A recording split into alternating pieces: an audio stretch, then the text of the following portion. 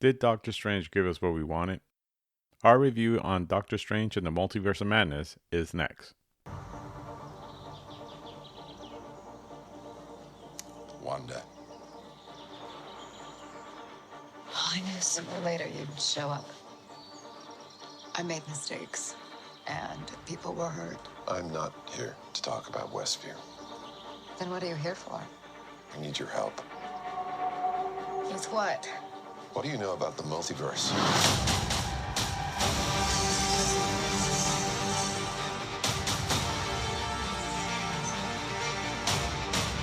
I'm sorry, Stephen. I hope you understand. The greatest threat to our universe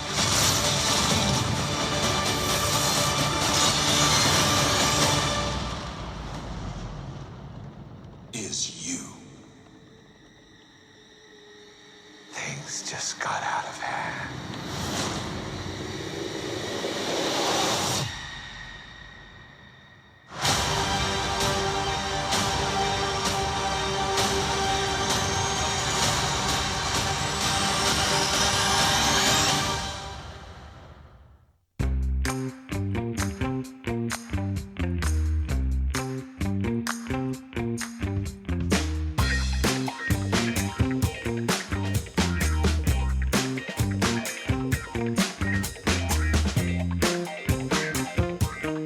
Welcome everybody to Fantasy Picks Movie Edition. I am your host Robert Moda, and with me I have today Mark Kirkman.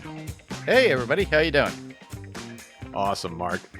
Yeah, it's been an eventful, I would say, an eventful few months with movies. What we've been getting from movies, from what we've been getting from studios, people going out to the movies has been pretty cool. Kind of liked it, being back in the in the theater with some fans out there. So yeah, we've had an influx of media on not alone in theater but also on TV. If you think about it, with Disney Plus, Netflix, Hulu coming out, so there's a lot for me to do on Panels to Pixels podcast as well as Adrenaline Cinema podcast. So I'm looking forward to. We are finalizing our coverage of Miss Marvel, which came out this past week, or this past Wednesday, obviously just yesterday as we're recording this on a Thursday. And last week we had The Boys with its own finale as well. And then on top of that, we got Thor Love and Thunder. We have so much to look forward to with, like, when I'm covering Adrenaline Cinema podcast, we're going to cover Predator, the original version that came out in 1987, because Hulu is releasing now Prey, which is like a precursor to the original Predator, which is pretty cool. So I can't wait for that. Oh yeah, because interesting, because I've been one of those big people that have always said, sometimes you get a certain movie out there that becomes iconic and it becomes part of the the whole movie history, or at least in the part of, hey, something can actually it's timeless, what I would say. It's in the zeitgeist of the world, as it were, as far as when it comes to pop culture. Exactly. So for me, those movies, but then it seems like either the second or third movie in that, because they try to make it into a franchise. So the second or third movie just doesn't work. So Predator, I've always said the first movie worked phenomenal. Yes. Because it was something new. And then, of course, you had the cast with, Arnold Schwarzenegger and everybody else, just made it such a fun movie. But then you have Predator 2, and everything else after that just couldn't capture what that first one did. And I think this is the same thing with like Terminator, and Terminator 2 were great. Mm-hmm. But then after that, everything else kind of fell apart. Yep. Aliens. Yeah. Yep. Alien and Aliens, both of them great. Everything else fell apart. And so I'm kind of interested in seeing how this one is going to do. Is it going to be like the first one? Probably not. But, No. It'll be I can't wait original, to and see. the fact that they actually pushed it to Hulu, I think, is a really good call. In a sense, you Correct. get people who are at home, they have their own, subscriptions, as it were, and they're able to watch it at their own feeling and leisure. Now, mind you, Predator, the first one, great. Second one, Right. Danny Glover is Danny Glover. It's like I'm getting too old for this crap again. Yeah. And again. But you had, the same people in there. You had people from Aliens within that particular movie as well. And it was action-packed and it was fun. By the third one, And then we got Predators, which was pretty cool, I thought. Right. Robert Rodriguez did a great take on that. And That's the one where they're in another planet, right? Exactly. Okay. And after that, we had all the subsequent intermediary movies like AVP. So AVP 1, AVP 2, which we Right. all died for as kids because we saw them in Dark Horse comics at the time, and they brought it to light, and they brought that whole thing very much like Freddy versus Jason. We always wanted that. And look what happened with that, and it kind of became comic booky in itself, but entertaining nonetheless. But, Right. Then you got to look at the Alien franchises. After the second movie with Aliens, with Cameron directing, 3 was, what is this movie am I watching? The fourth one, okay, a little bit outlandish, and we had a great time with it, and it was very, very much experimental, just within the film itself, and it was fun to watch. And then after that, we haven't really had much after that. And then eventually we are going to be getting something new, apparently. But a lot of these companies like to run those franchises into the ground to the point where they want. Look at Avatar. Avatar, it took them more than 10 years for them to come out with a sequel, and Cameron's like, don't bash the first Avatar because the new one's coming out. Don't, and I'm like, really, dude? You took this long, and every other movie. I'm interested in seeing what happens there, because I don't think, or at least I hope not. I don't know. I want to enjoy the movie, but I don't want it to succeed as much. And the reason for that, I know this sucks for me to say that, because the fact that you have a movie with blue cat people, and that is still the number one movie of all time. It just bothers the shit out of me. Endgame had actually kicked it out. Right, but then they re-released it. Oh, that's right. That's right. They re-released it, and I think they re-released it in China, because in China, I think they... I guess the culture over there likes cats or something. I don't know. I just know that they liked it so much and they bought it right above Endgame, and I was so pissed off. I was like, "Oh man, come on!" Well, something else will knock Cameron off his big, huge pedestal. You know that exactly. But we were talking about how these studios like to run these franchises into the ground. I just finished seeing Thor: Love and Thunder about a few days ago. Yeah, and that's a movie that I'm sure I'll talk about on this podcast at a later time in a lot more detail. I'm still up in the air on whether I liked it or not. There were things that worked for me. There were things that didn't work. So I'm one of those that I have to watch it several times for me to feel like, okay, did I like this? Did I not like this? Because there's a lot of podcasts out there that they're in a hurry to try to get a review out there, and I always say that's an instant reaction review. I'm more of the, hey, let it do its thing, let it a few weeks pass, a few months pass, and then we'll see how we really feel about it. Just like today's subject with Doctor Strange. But yeah, what did you think about Thor? Thor, very much like you said, it'll take probably a couple of more watches until I get it completely, and I still will enjoy it because I just love the humor. But that's who I am. A lot of people are just like, no, I want all the Marvel stuff. I want all this cool stuff, Yeah. I like the humor. It's just again, I think some things were really funny. Some things for me were a miss.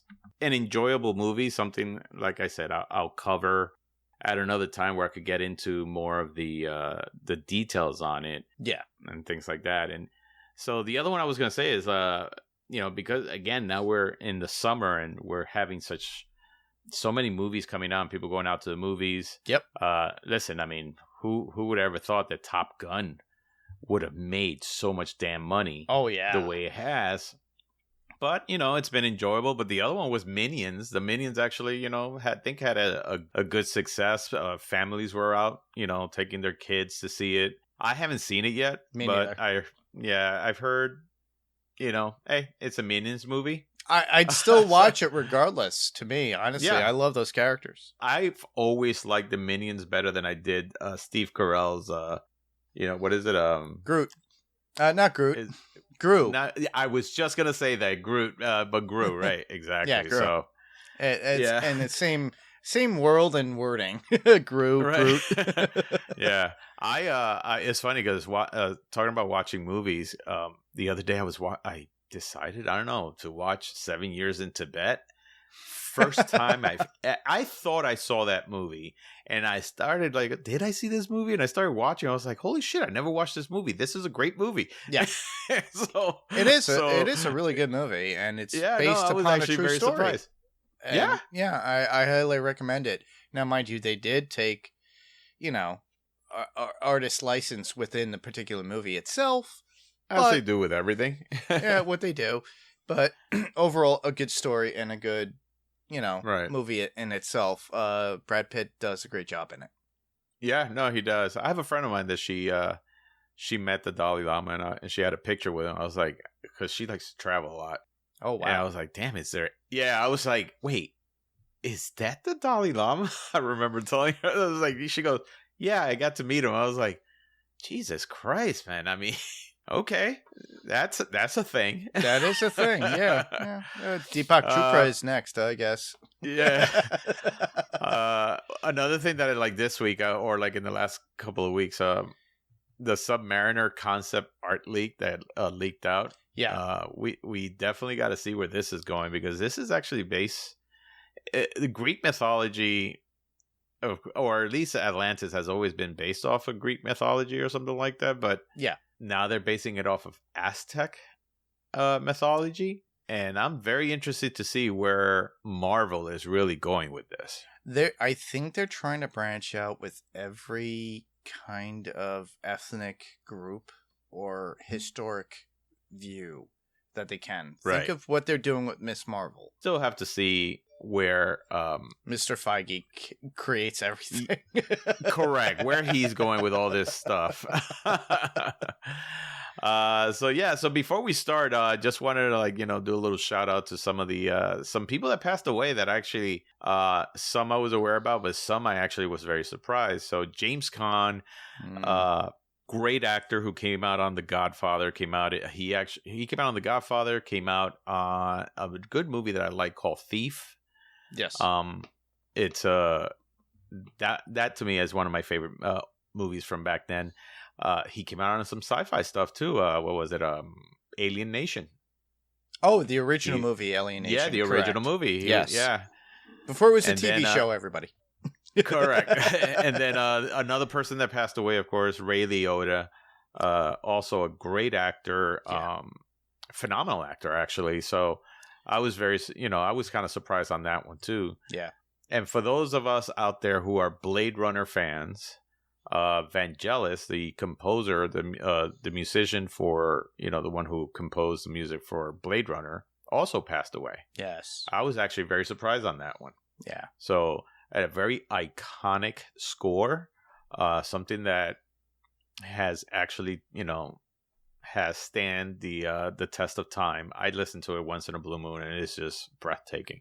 It's still a great soundtrack, and you could find that on Varis Saraband online, and you could buy that particular album on CD. As a matter of fact, they have two of them. They have the original, And then they came out with an extra one that has a little bit of dialogue from the movie in it, which I thought was really cool. So, and that's an expanded version of that. And that one you have to hear. I mean, it just sounds great. Awesome. And then, of course, comic book greats George Perez and Neil Adams also passed away, which Correct. I mean, they have given us so many great characters, phenomenal artists. I mean, people that are titans in the comic book industry. Yeah, I got to meet both George Perez and Neil Adams. And Oh, nice. yeah, at CT Comic-Con, Connecticut Comic-Con. And Right. George was very much the consummate artist and person that you can meet. Neil Adams, on the other hand, I can understand why he was such a staple within the comic book community, because he did get like the rights back and some money for Schuster Right. and Siegel for Superman, and he was there battling, but he was a bit pompous. But I guess with great art you can be pompous about it. Yeah, it's funny. I started collecting comic books again, and then so the place I go to, the owner of the comic book shop, he used to be an editor for DC. And it's interesting to hear him tell me all the ins and outs of what goes behind the scenes and some of the artists. And he has given me some great stories that I would have never thought, but just some funny stuff. And he did mention Neil Adams, some stories there. I don't want to tell the story because that's his story to tell, but it was just funny, the story he gave me. He's like, oh, okay, like things that you just didn't think about, but Yeah. it's pretty cool. But yeah, I mean, it's and both of them I think have done stuff with Marvel, right? Yes. I mean, right. So one of the things, as I have mentioned before, is especially with this podcast, we love reviewing these movies that are overhyped, and whether they made it into the, whether they did not make it with critics or did not make it in the box office. And in some occasions, you do have movies that make great money, and a lot of people like it, but the hardcore fans are still kind of holding off a little. They're probably don't approve as much of it as other people do, as the regular audience do.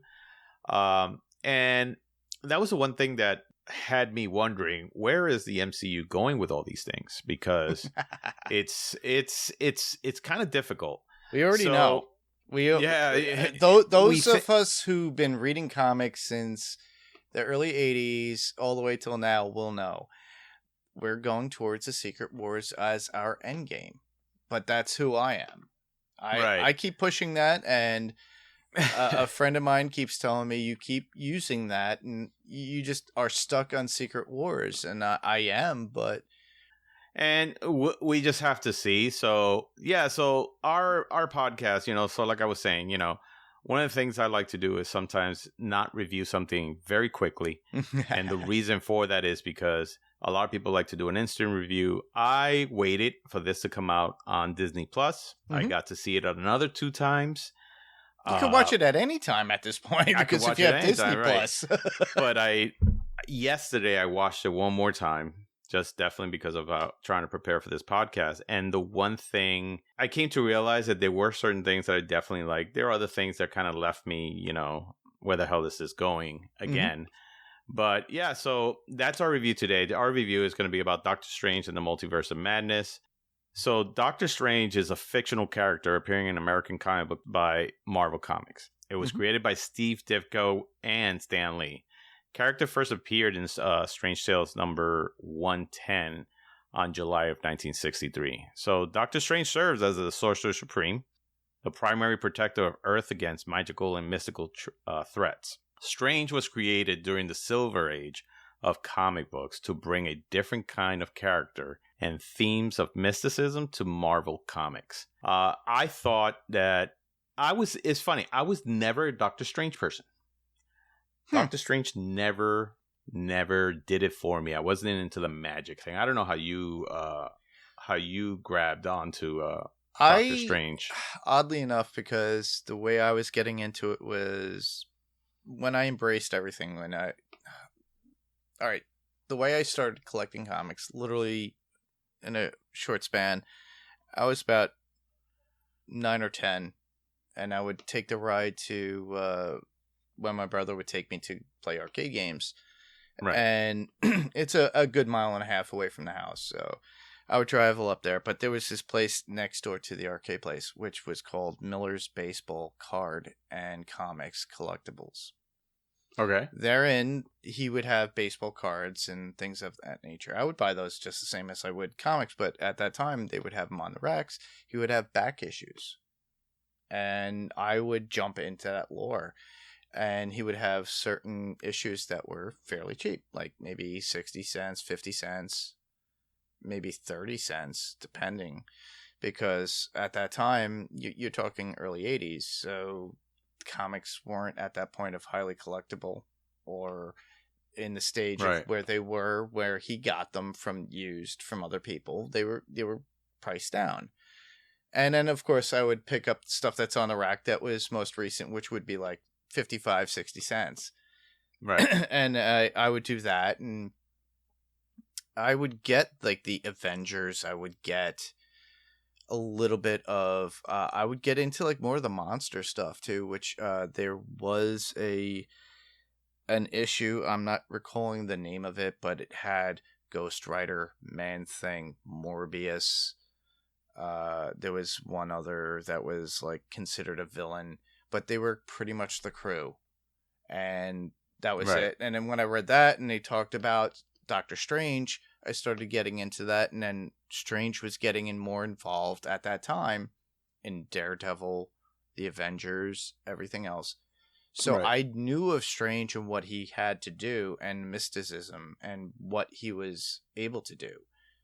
I was never a true Strange fan, as it were, where I was picking up every issue of Doctor Strange, but I knew what he was capable of because everything related to it within the Marvel comic universe at that point. And I could tell he was very powerful.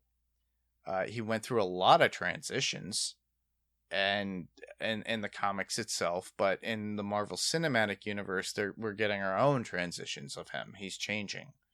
He's Right, not the same exactly. Strange that we got before. So Yeah, like I said, I never got into it. I came into it's funny. I came into comic books during the Chris Claremont of like era X-Men and stuff of like X-Men. Yeah. So I got into X-Men. X-Men was my shit. No, I mean, that was the my always my thing. go-to as well. That was the thing, and I just, for some reason, because of how the X-Men, and what made me fall in love with it, of course, was the limited series of Wolverine, which was a 4-issue series. When he went to Japan. Correct. And so that's what really got me into it. That's when I was like, oh, wow, I really like this character. And then, I started learning about the X-Men, all these things. But, like, stuff like the Avengers, stuff like, Doctor Strange, a lot of those types of comic books, I just never got into them. I Not don't know why it individually. was. Yeah, I just never got into them. Yeah, you And get it I as would a have to- group, like the Avengers. Right. And I have to or say that the Fantastic Four. MCU actually got me into, Iron Man. It got me into the Avengers, Captain America, all characters I just was never into. And they did such a great job. really? And of course, the first 10 years of the MCU really prepared you for, what was coming. And again, we'll talk about that in just a moment. But yeah, it's interesting, so this movie, is the second Doctor Strange movie. I loved the first one. I thought the first one was great on his origin and how he became, the Sorcerer Supreme. And again, it's because I never got into those origins or those comic books that I was able to accept whatever they came out with. Yeah. This movie was a little different, but we'll definitely talk about that. But the story on this movie, the way the movie goes is like when Doctor Strange meets America Chavez, which is a new character, a new recent character. Yes. A girl who is being hunted by because of her unique abilities to travel through different multiverse. He steps in to help America, and then facing a threat too great to handle alone, Strange turns to Wong and Wanda, so Wanda Maximoff, the Scarlet Witch, for assistance, but soon discovers that the danger comes from an unexpected and extremely powerful source. We'll talk about that soon too. So plunged into the multiverse, Strange is pitted against all sorts of surprises as he attempts to protect not just America, but the state of the multiverse too.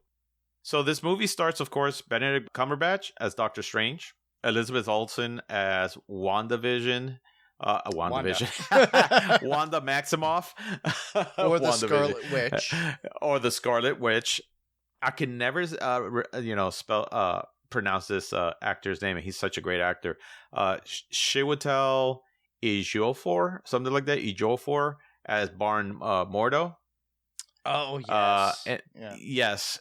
And then Benedict Wong as Wong. And then Xochitl Gomez as America Chavez. I actually liked that actress. I thought she was great. Yeah. She's perfect. She was great for that. And of course, there's Rachel McAdams as Christine Palmer, who had a much bigger role in this movie than she has previously had, with Doctor Strange or any of the MCU movies. Yeah. And as you guys, so as you guys know, the studio, of course, that bought this is Disney and Marvel Studios. Director Sam Raimi and producer Kevin Feige. So this movie, as of today, so today's date is Thursday, July 14th. Mm-hmm. As of today, this movie stands at a Rotten Tomato of 74%, but audience score is 85%. So the audience actually out there really likes it.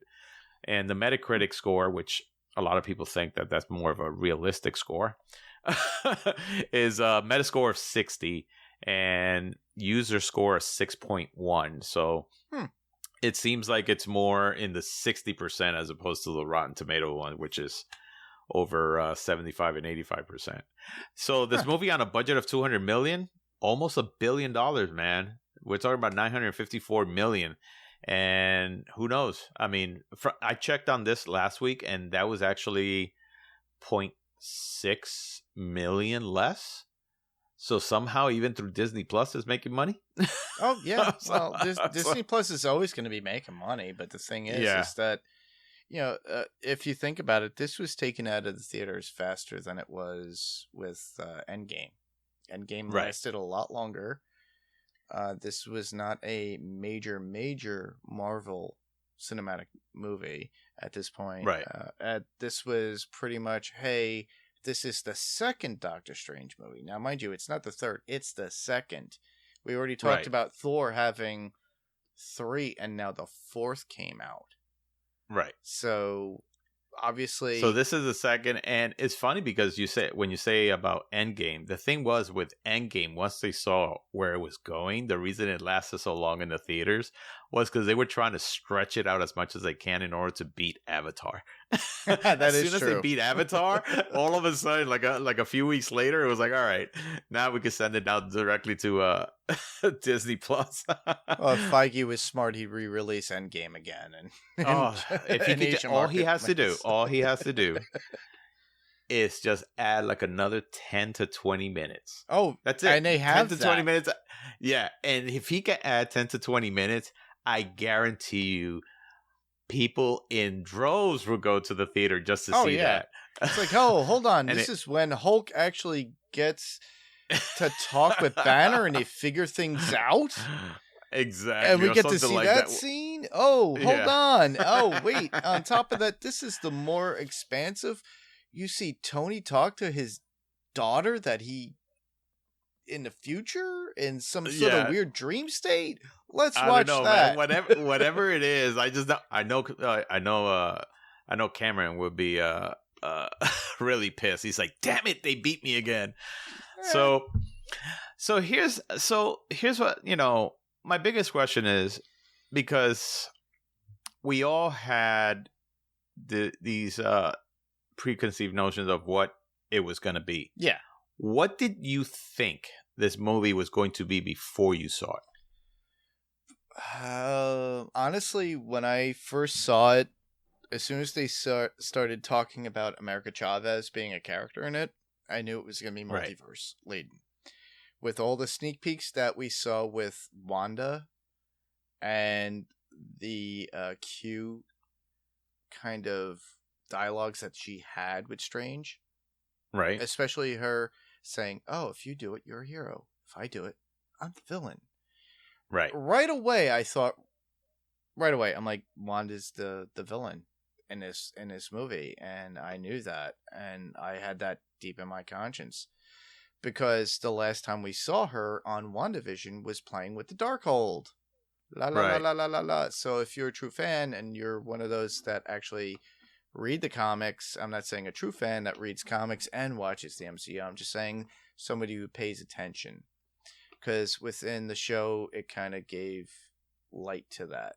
We already knew she kind of broke her American accent in WandaVision and came out to the DODC, which is the Department of Damage Control, and then she had that accent, and it's like, okay, she's aware, and there's something in there, and then she's been playing with this Darkhold, and they did edit in a shadow at the very end of Strange coming down to that cabin. Right.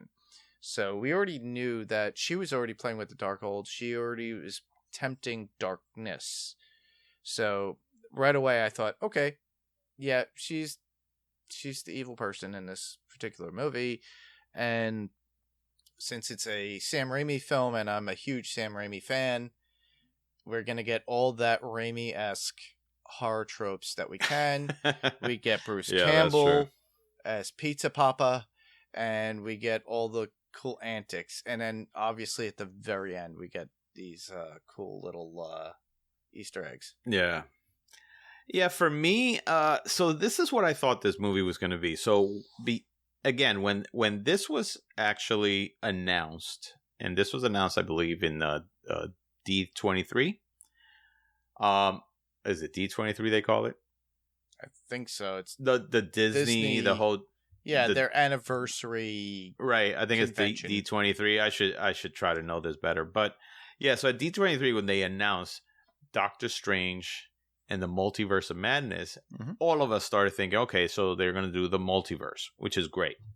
Then you have things like WandaVision. Mm-hmm. You have things like Loki. So in WandaVision, of course, established the fact that she was off. They try to do something almost like House of M, where she now got all, she was all crazy and she imagined these two kids that were her children. So I was like, okay, they took that from House of M. Mm-hmm.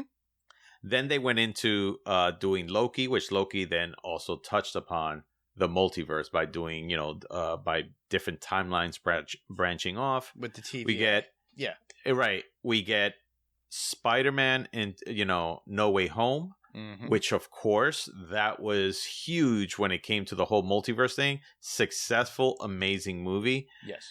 So going into this and then knowing that Disney just acquired the Fox library of movies, so the X-Men, the Fantastic Four, all these things, my thought, and I think a lot of people started thinking that, okay, so Doctor Strange is going to be about maybe one, definitely touching upon the fact that, what happened with Spider-Man a little further than what they did. Mm-hmm. But also talking about what happened with Loki, because with Loki, since all these different multiverses branched off, that to us, or at least to some of us, were thinking, okay, they have to touch upon that too, because maybe there weren't that many multiverses, but now there are, or something like that. So they didn't touch upon that at all. Mm-hmm. And I think that was a big miss. But the biggest thing for us was like, okay, so we've been hearing about how they're going to incorporate, mutants into this. And how the hell will you incorporate mutants?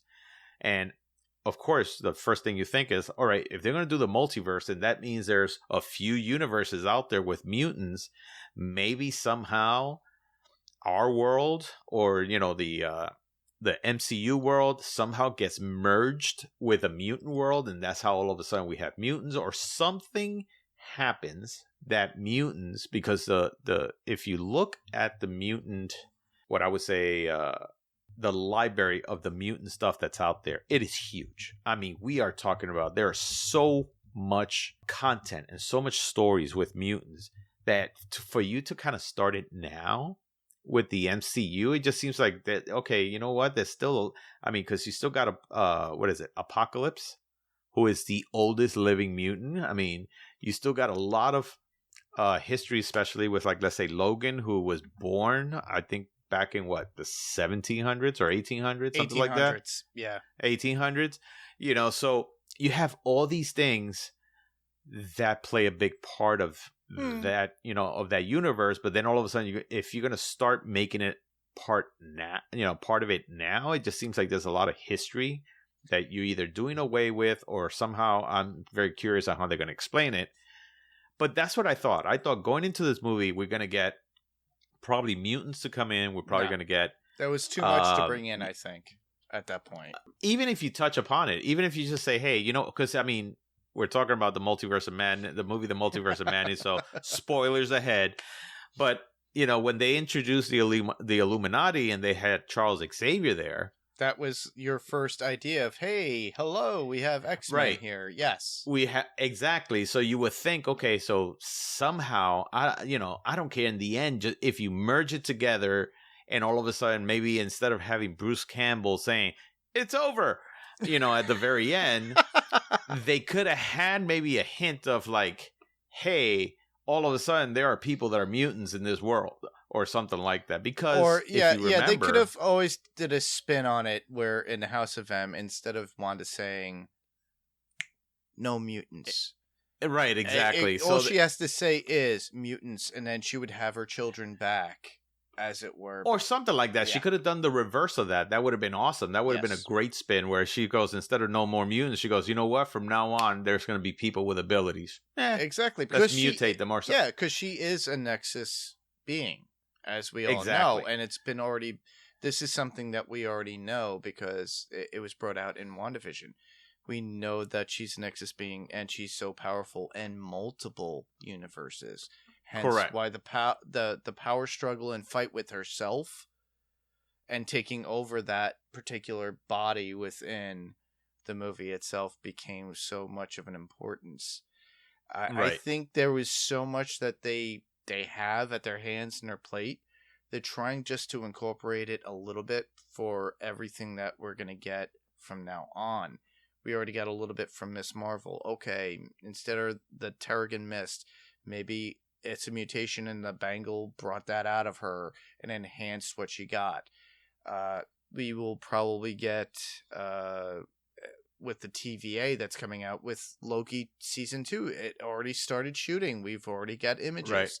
They're going to, this is a progression. It's a slow progression, but that's extremely slow.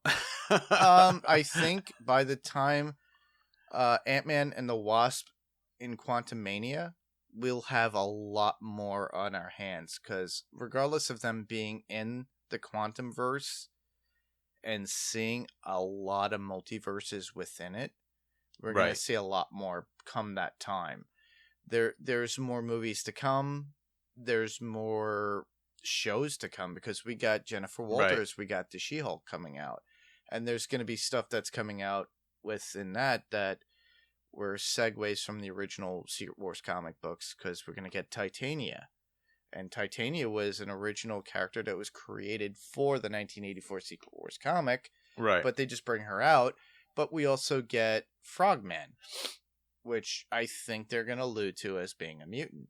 And then also we get the reintroduction of, because we, after the Netflix debacle and Marvel, and then having to wait 3 years after the licenses or said licenses were done, we finally got back Kingpin. We finally got Matt Murdock back for No Way Home. And now he's going to be in She-Hulk. There's still talks about, Jessica Jones and Luke Cage coming back. I wouldn't be surprised if Mike Coulter comes back, and I'm forgetting her name now, and I'm a fan.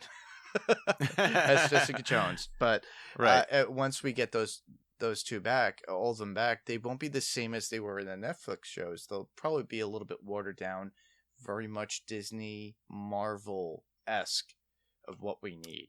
I hope they don't, because, Disney, put out those shows on Disney Plus with, of course, So the parental controls that they have, right, yeah. with a parental control, and it would suck if they really watered it down. I mean, if you're like, hey, if you grabbed all this, all these great episodes and you put them in Disney Plus, and now you're giving people the choice of saying, listen, we're going to put parental controls just to make sure that the little kids are not watching it.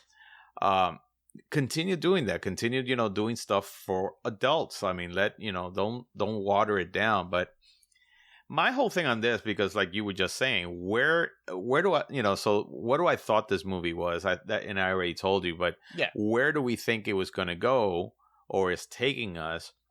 The problem right now is that the MCU, when it first came out in the first phase, yes, we got the origins of Iron Man. We got the origins of Captain America. We got the origins of, I believe, what was it? The Hulk. Well, the Hulk was retconned in because it was Universal property at first. Right. But they used the one with Edward but there Norton. there was an after credit scene with Iron Man 4 about right when Stark actually talks to General Ross and says correct. So even if whatever it was, I mean, but so they had those origins there, but then once they had the Avengers, you saw where this was going because they showed Thanos. So you're like, holy shit, Thanos, right? So they teased us with the ultimate bad that we're gonna see for at the 10 very years. End. Yes, they teased us with Thanos and stuff like that, and of course we have that climactic end in phase 3. Mm-hmm. This we have yet to know. Oh, we already know. Who do you think? What do you mean? Well, you think? I mean, people saying Secret Wars. All right, well, let me explain. You watched Loki, right? Yes. Do you remember that man at the very end? You're talking about what's it? Kang the Conqueror? Correct. That is our ultimate evil. That is our ultimate bad guy because it's going to lead us more into the Quantumverse. Kang is going to be pretty much there. We have not been introduced to Doctor Doom. Now, mind you, the second Secret Wars that came out back in 2015, 2016, Doom was in charge of a lot of the multiverse different characters and putting them on battle worlds and then dealing with that. And we had the Council of Reeds. We had all that within the comic book lore. I think in this case, since we within this particular movie, actually we already seen some multiverse people.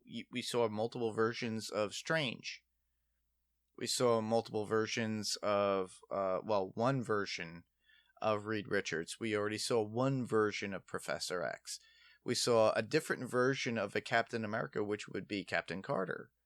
We got Barbara Rambeau. Not Monica Rambeau, but Barbara Rambeau, the mother, who is Captain Marvel's friend in our universe, 616. And we got told that 616 was the pretty much the multiverse that the current the MCU universe, right? So, and then it was 868, I think, was the one that we get for the one that's from that particular world for the Illuminati. So there's an awareness of multiverse, and that this is what was to enlighten us that there is multiple versions of different people. And I think eventually we're going to see that within Loki. I think we're going to get that in the Quantumverse, Quantumania. I think we're going to get that a little bit within maybe She-Hulk, maybe towards the end. I don't think it's going to be the whole story, but I think at the very end we're going to see something that comes into play where that alludes to it, because literally the shows basically give a snippet of where they're going with the actual MCU itself. I just don't think like taste. Phase 4 has done a good job because again, the other phases, especially with Thanos being in it, we already kind of knew it's like, okay, this is leading right, there's a big bad, and this is leading to the Infinity saga that we had, of course, in comic books. Mhm. People were excited about that. We Correct. already knew that's where things were going. Mhm. Here, they're taking kind of a different step, and it's just like, okay, so if Kang is going to be the big bad guy, hasn't been hinted in any other movie or or after credit scene or something like that. I Not don't care yet. if you have him sitting Yeah. there, smoking a cigar or something like that, whatever it is. But have something. Sam Raimi, I know that he likes to do his inside jokes, and I know that he Oh yeah. he likes to use Bruce Campbell a lot in his movies. Yeah. I really feel like, one, Raimi not seeing. I mean, he's admitted that he didn't see WandaVision. No, he didn't.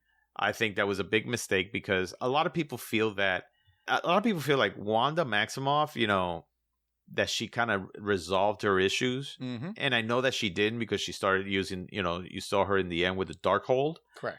But the fact that she was the bad guy, the villain, a lot of people just felt like here's a character that just kind of, she was being developed through all these films, and a lot of people started liking the fact that, hey, this is a great character, and all of a sudden to make her not only into the bad guy, but what happens towards the end with her, you're like, wow, okay, that's even Elizabeth Olsen was very shocked on this one. Oh yeah. I mean, she even said it. She goes, "Wait, I'm the bad guy," So that's why for me is, I don't know, where is this going? Well, and you feel like it's going towards that. I Yeah. feel like there's probably things that, because Kevin Feige has said, it'll become clear towards the later on. I was like, all right, dude, we're five movies in, man. We're gonna have to start knowing what's going on. So it's very much like the comics in a sense that we have to pay attention. And with the first phase, 3 phases of Marvel, we had that, and it was a 10-year span. Now, mind Right. you, with the usage of Disney Plus and giving us multiple formats or media, we got Hawkeye, we got, how many other episodes? We got WandaVision, we got Loki, WandaVision, we had Captain America and the Winter Soldier. There's so much that they could add and build onto and just allude to. Honestly, they're also talking about the Thunderbolts. Now, Right. with the loss of William Hurt, we don't have a General Ross anymore. So all they're gonna have to do is like, okay, so we're calling this the Thunderbolts, even though we lost General Ross, and then they could easily allude to say, yeah, he died of a heart attack because he took some sort of thing experimental, and then have somebody else like Ross Marquand just come in and voice him as Red Hulk, and then they could easily do that. And then bring that into, and then we have multiple groups. But Right. with the whole idea of the multiverse situation, we've already had little nuggets of where it's going between Ant-Man and the Wasp, between Loki, WandaVision itself, this particular movie, and eventually we're gonna get all that wrapped into something. I already have that feeling. I don't think we're gonna get some weird bug-like creature, forgetting the character from a different planet that was able to go through time, but we're not gonna get him. I think we're gonna get a version of Kang, and I think that's gonna come into play. We're not gonna have 10 years of this, of waiting for an Endgame kind of movie. I think we're going to probably get at least 6 or 7. And Endgame... Endgame ended how long ago? Like 3 years ago? Correct. So something like that. I think they realized that they want to captivate their audience. They're giving us all this other media to show us a little bit. Because... not to touch on it, but we haven't reviewed it yet. Thor: Love and Thunder. They have a commune of all gods. they Right. do have other gods, and they do talk about in Moon Knight where they lost 2 gods, and they talk about that in Love and Thunder. So I think we're gonna get a mix and mash of all that involved all in one. And I mean, it could be. I mean, because like, look, the Eternals, which I think is like my lowest ranking MCU movie of all of them. To me, it's long, interesting, but where they were going, I think the director and the writers went a little astray. Yes, But teased us with a little bit too much, like with Blade. Right. And whatever his name and is. that's the whole thing. So the Black Knight. And funny enough, because when you start thinking about like the first, phase 1, 2, and 3, we got, the one thing that we also got were like very big actors, that were in these movies. Correct. Which really attracted, a lot of the audience going, to the movies. Phase 4, I mean, it started with the Eternals, I believe. And again, it's one of the. I mean, you're like, what's going on? Because that didn't work. The only movie that really, to me, worked phenomenally was Spider-Man. But then everything else, whether it was the Disney Plus shows or the movies, you're like, this hasn't been a very strong phase. Yes, I could see where like the first one took 10 years. It was something that this was something that was first time being done ever in history. Correct. Something like this, which I could see where Kevin Feige went, listen, I could stretch this for 10 years. People are going to come out.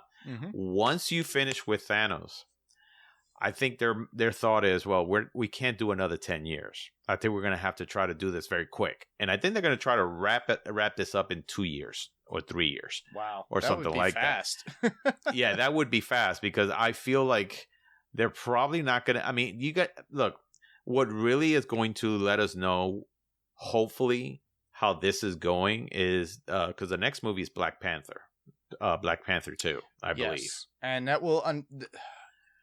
That's when they're going to find out the disturbances underneath the earth underwater that we talked about at the very beginning of Endgame. Not from the eternal statue that comes out and the Atlantic. Interesting how that all of a sudden hasn't been touched upon in any movie. Nope. So, so again, this is why I think that I don't know. I feel like Kevin Feige is going through the Secret Wars himself, and and this time around he is a Skrull that doesn't know what he's doing. But and there's also the Skrull invasion movie too. Oh my goodness! Exactly. So that's what I'm saying. So look, and here's the things that they haven't touched on. So Nick Fury was in in space. So I believe that's supposed to be Sword. Yeah, that's supposed to be Sword. Yep. Right. So you got that. You got Adam Warlock. Then you have, of course, we haven't even touched Adam Warlock yet. If you think about it, but they already casted him. But so there's that. There's also what you just said. There's just a lot of things. There's like they hinted at all these things, and it's like, are we supposed to have all those things on this phase? Are we supposed to, is it all supposed to come into a head? Yeah. In phase maybe 5 or 6, we don't know. Yeah, exactly. When are we going to get Nova? Yeah, exactly. There's they have Black Knight, Blade. These are all things that still have to come in. By having Blade in there, now you're introducing vampires into the MCU. And Ghost Rider, if possible, because they're talking about having Ghost Rider. Right. So you're like, okay, so where is all this going? Because in comic book form, listen, we got decades. More than decades. It's over 100 years at this point. Yeah. So you got whatever. But, almost 100 years. Here is like, okay, so we hinted on this, we hinted on that. How are we going to make all this come together? And I'm very interested on seeing where all of this is going to take us to. I think that's why they were doing the Disney Plus shows, is so that way they could pepper in all that good stuff. Yeah. But I'm not a big fan. I'm not that big. How can I say? I don't think the Disney Plus shows have really I mean, they've been successful with people. So look, I mean, WandaVision was great. Yeah. In the sense that, all right, this was their first one. So accepted. What is it? Captain America and the Winter Soldier had some great moments in it, but not a great show overall. Yes. To me, a lot of people like Moon Knight. I didn't like Moon Knight at all. I mean, I didn't think I it was found that it very great. interesting and a different take on the actual comic character into reality. Right. That was the and big then difference. Loki, a lot of people liked Loki. I did like a lot of aspects of Loki. Yeah. I feel that, again, left us with unanswered questions. Which of we have a course. season 2 for. Right, exactly. And then they had, of course, Miss Marvel, which I find that show, if I didn't, and I made the mistake of trying to read her comic book origin. No, not a good idea. But not a good idea. But it's a very charming show. Oh, it is. I feel that, and of course, I will say this. Miss Marvel did something for me that I didn't think any of the other shows did. While they brought in a different culture, it made me actually start thinking about that culture and other cultures. Because sometimes, people can be very apprehensive about, hey, that's their thing. This is my thing. Or learning something new. Learning something new. That's what I thought about with Moon Knight, too. Because Yeah. I was getting into the idea of the Egyptian culture as well when I started watching Right. it. That's what enamored me with it. And yeah, then, for me, I mean, I've always liked Egyptian culture and stuff like that. But like anything that had to do with like the Middle East, especially, or Muslim cultures and stuff like that. Of course, because of how Muslims have been portrayed, correct. In the last 20 years and things like that. Mhm. It not that I was, against them or I didn't like them or anything, but it was just a culture that I just had no idea of. And this kind of touched upon it, which made me feel like, wow, great characters. I thought the mother was, she did such a phenomenal job, but it really dove into that with something where like, wow, in the end, we're a lot more alike than we actually may think. And I really like that about that show, but yet, that's supposed to also be part of this whole big thing. But they're not as strong as, let's say, Daredevil, Jessica Jones. Yeah. Those shows really, really took those characters. Well, Netflix really hit it hard with those stories, and the writers correct. Were left with, we have no holds barred. We could do whatever we want. We could exactly embrace ourselves in the culture where Jessica was a drunk, constantly numbing herself through her issues of abuse and things of that nature, where it's also with Mike Coulter, with his culture as Luke Cage when he comes from the ghetto and it's very tough. Right. And he was forced into this, and then when he went to prison, he got experimented on, came out, and then found out all this craziness of the gangs, and then having to do with a brother who he didn't really know of. And, Daredevil was great because I thought Daredevil really touched upon, who Daredevil was in the comic books. Oh, yeah. The only one, the only season, I think it was the second season. There were 3 seasons with Daredevil, but one of those seasons with the Hand, which is such a great group of people, a group in the Marvel comic books. I don't think it was handled as good, but still great shows and great episodes. Yes. But the way Disney's taken it is very different than those.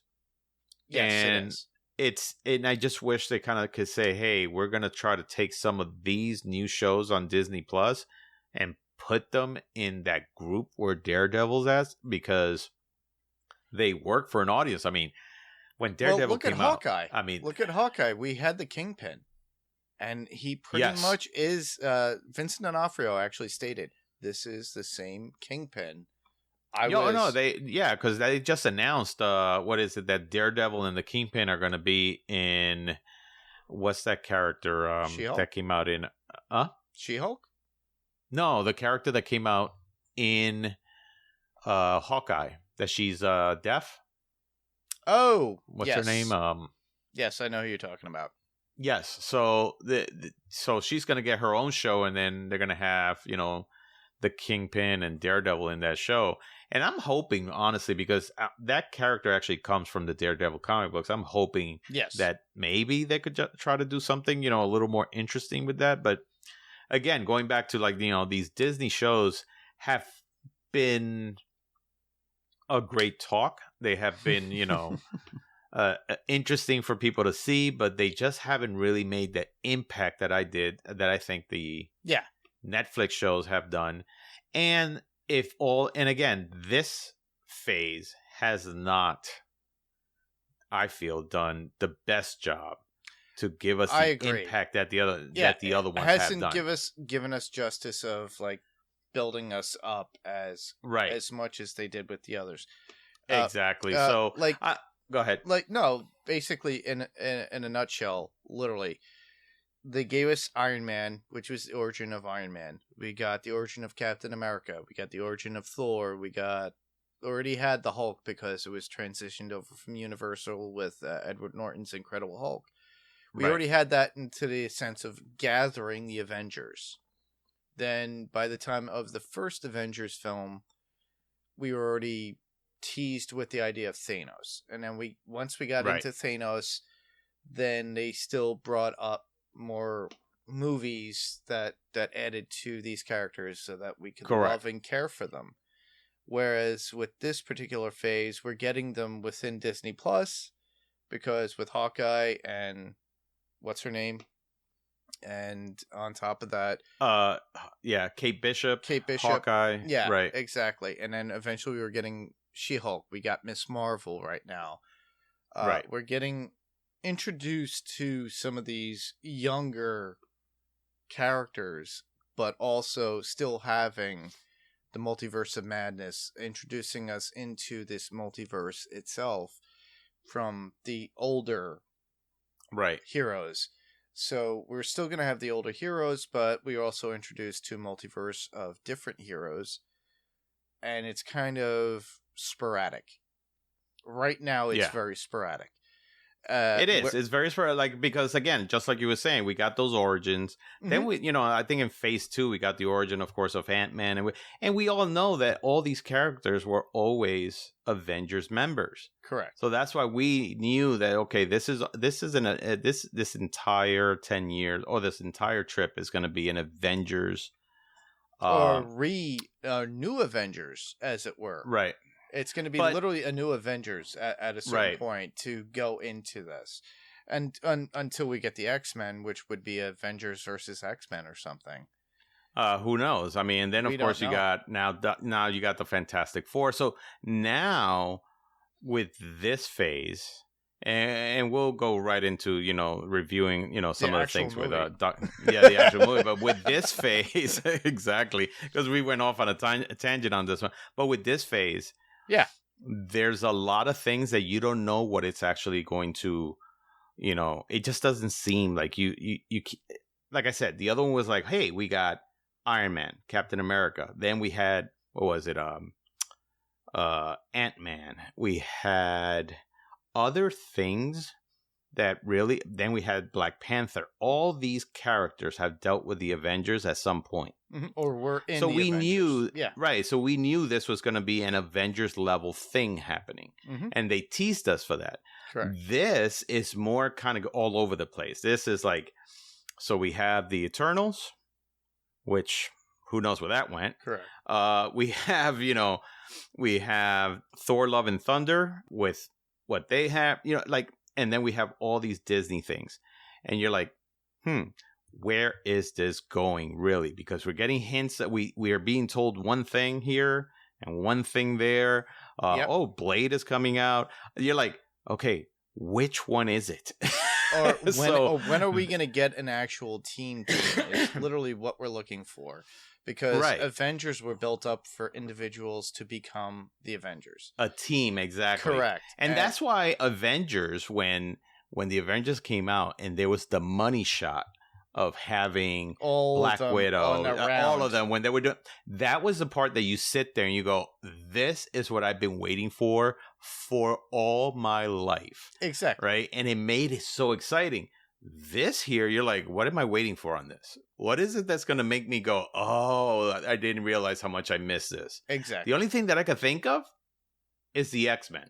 When the X-Men finally get introduced, I'll be like, oh, great. Because honestly, and we'll talk about it in just a moment, but yeah, Reed Richards getting introduced was cool. It was more fan service. But there was no Fantastic Four. No. They just hinted upon it, and that was about it. Actually, the writer actually stated because he wanted to input that because he was kind of at a writer's block at that point, and he was like, "Well, what could I do?" It's like, "All right, well, let's throw the Illuminati in there," and that kind of shows you, honestly, how much they didn't have to shit together when it came to this, because it's like, well, I had a movie, but I still don't know what I'm going to do with the other part. What this, like, how do I segue into her going into this? And it's like, okay. Yeah, and to me it was like, okay, so instead of the Illuminati, the title does say Multiverse of Madness. Mm-hmm. Let's keep going with that, but, So we'll get into the movie now. So here's the thing, because I know we're criticized the shit out of it, and we still will. But in this movie, what do you feel like actually worked? I mean, so what worked in this movie? Because I feel like the introduction of America Chavez was actually great. I think she's a great character. Yes. A little bit different from the comic books, because in the comic books I hear and I still want to read it, because from what I've been told, she's more confident. She's actually older. Correct. But great introduction to that. What did you think about her? I thought she was very well written, in a sense of she needed a guide, and that was the whole thing. Right. She was somebody who was filled with a lot of power, didn't know her power, and she needed a guide. Our Strange was that particular guide, because apparently the 868 or whoever that Strange was in the very beginning, when you see him running and he winds up dead, is the one that was a little bit more aware than our 616 Strange. But I think the relationship between her and him was really good, especially with Wong and how they're quips towards one another. He goes, it's customary to bow in front of the Sorcerer Supreme. And he goes, yeah, I know. That's it. And it's still Strange's cockiness of who he is. So at least we still get the same Strange that we know within, especially with him just gradually gliding off the balcony to fall down to go into his super suit and then go attack. I have to say, that was a great scene. It was a great one of those scene. Things that but how cocky it was, just to just glide down here. Hey! Yes, it was like that superhero moment. It was like, hold my drink. Yep. I'm about to, save the day. And you could see his ex-girlfriend look at him going, yeah, kind of figured that. And the look on her face in the wedding dress. It was more of a petty look, like, God damn it, it's like, I know he has to save people, but this is my wedding. Exactly. So, but yeah, so I thought America Chavez being introduced actually was pretty cool. And going back to Christine's wedding, so several things. One, you could still, of course, you definitely could see Strange still holding on to, that thing that he has for Christine. Yeah, his pining and for how her. much, his yearning for her, which actually is touched upon throughout the entire movie. I thought Dr. West sitting next to him, saying, "Hey, I lost my 2 cats. I lost my brother." He came off almost like, is he going to be a villain in this? Because the way it came off very creepy. Like, it's like, it did come out creepy. Yeah. And I was like, is this guy going to be part of this whole thing where, he tries to set up, Doctor Strange because he lost his 2 cats and his brother. But it was just kind of just that as a comedic little moment. Well, it was also sad in a sense that of the loss, because he goes, well, I was flipped away for 5 years and blah, blah, blah, and I was saving the world. Exactly. And it's still Doctor Strange's really, cockiness. Yeah, Strange just couldn't even explain, saying, "Hey, listen, man, I looked into 1 billion possibilities. That was the only one." And he goes, "Nope, that was the only choice." So. But yeah, like we were talking about, the superhero to the rescue, scene was like, and I have to say the whole octopus, because it's really Shimagora, I guess, but Yes. because of rights, they couldn't call it Shimagora. Yes. But yeah, so I thought that was actually a very cool scene. The only thing that bothered me, Okay. and I don't know if you saw this, as Shimagora is destroying shit, there are people in the streets just standing there. Yes, Just they like, are. oh, look They're what's not going running. on. They're not running. And you would think, after what happened with Thanos, and especially what happened with, like, they call it the what do they call it? The Avengers. They call it the event. The blood. With the no. Before that, when it was the first Avengers incident. movie, the in New incident York or something City. like that. Yeah. You would think with something like that, people would just fucking decide, hey, I'm booking. No, they're just standing around like, oh, look what's going on. And I'm like, I would be running my ass off. Well, the only time they started running is until Strange actually made Shimagora, or whatever they call it now, right, visible, because he was invisible. All you saw was things getting destroyed, and you don't know but why. even when he was visible, like, I actually, Oh, I okay. was when I was watching it yesterday, I stood there and I was like watching it going, hold on, let me rewind this again. I'm like, there are people, some people are running, some people are just standing there. And if you look further down the block, there's just some people just walking like if nothing ever happened. Well, It's like, those extras weren't paid enough to do their job, so. or is it really telling us, hey, these are New Yorkers. I mean, this is shit they see all the time. I mean, if they're treating it like in the comic books where, there's a destruction every other day, I'm sure they're New Yorkers going, oh, yeah, whatever. Yeah, okay, go Tentacle Beast, yeah. I gotta get to work. I'm far away enough from it, so, yeah. Exactly. I'll call you later. Yeah. And then, so the other part was when they finally did the whole rescue, which I thought, and I thought it was kind of a cool thing when America Chavez, she didn't know whether to trust this Doctor Strange. No, and at first and she doesn't trust him. Right. Because of her previous experience. Right. The previous experience was, hey, I'm going to kill you because, it's going to save the multiverse. Mm-hmm. So, that fear of like, okay, can I trust this man? I can't trust him. But when they're questioning her, I thought that was also funny because I said, you just had a giant monster who wreaked havoc in this block, and there's not a single authority questioning them. Nope. Of, hey, what happened? As a matter of fact, a cop, when they're sitting down in the pizza place, a cop passes behind, and I'm like, isn't the cop going to question? It's like, hey, man, what is going on here? Yeah, no, Dr. it's Strange, just like, hold on. Tap, tap, tap, Yeah. tap. Hey, what's Tap, going on tap. here, buddy? No authorities or nothing like that. I found that funny. I was like, no one's going to question this, huh? Okay. Hey, is what it is, man. I guess it's a New York thing. You got to suspend your disbelief, I guess, at certain points. Yeah, with certain exactly. movies. But also, it's kind of that Marvel thing. And I think that's how they try to allude to it. So that they continue on with the story. So that way we don't get shadowed with, this is what reality would be. No, of course. I understand. But it was just interesting it's just how funny like, how it nothing happens. I know. Yeah, it's like funny how that happens and now they're in a pizza shop. Okay, so what did you think about how they explain the multiverse? The fact that your dreams are from other universes. Correct. Yeah, I thought that was funny. I thought it was like, Yeah. Now they're saying that dreams are multiverse, type of things. Or that's what happens to you in another multiverse. Yeah, and exactly. As you're So I was dreaming, like, you're aware of that, but you're able to see it. Right. I mean, I thought it was funny when Wong said, so that moment that I was, I was like, running okay, naked away from a clown. Yeah.